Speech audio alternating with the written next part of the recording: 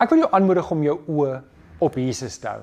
In Hebreërs 12 vers 1 tot 2 lees ons, terwyl ons dan so groot skare geloofsgetuies rondom ons het, laat ons elke las van ons afgooi, ook die sonde wat ons so maklik verstrik, en laat ons die wedloop wat vir ons voorlê met volharding hardloop, die oog gefestig op Jesus, die begin en die volëinder van ons geloof. Ek en jy is nie geroep om hierdie werk alleen te doen nie. Ons kan dit nie op ons eie doen nie.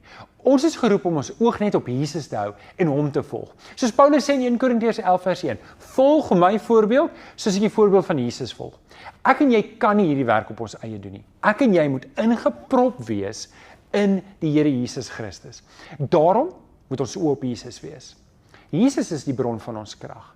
Ons doen dit nie op ons eie nie. Ons doen dit net in leiding van Christus. Hoor hierdie mooi woorde in 2 Timoteus 1 vers 7. Paulus skryf vir Timoteus en hy herinner hom hieraan. Hy sê, onthou, die gees wat God ons gegee het, maak ons immers nie lafhartig nie, maar vul ons met krag en liefde en selfbeheersing. Hoor mooi, wanneer ek die Here Jesus aanneem, ontvang ek die Heilige Gees en dit vul my met krag, met liefde en selfbeheersing. Krag, ek doen dit nie in my eie krag nie. Liefde, dit is my agenda. En selfbeheersing, ek laat nie toe dat die wêreld my onderkry, of sondigheid my onderkry, of enigiets ander kry nie.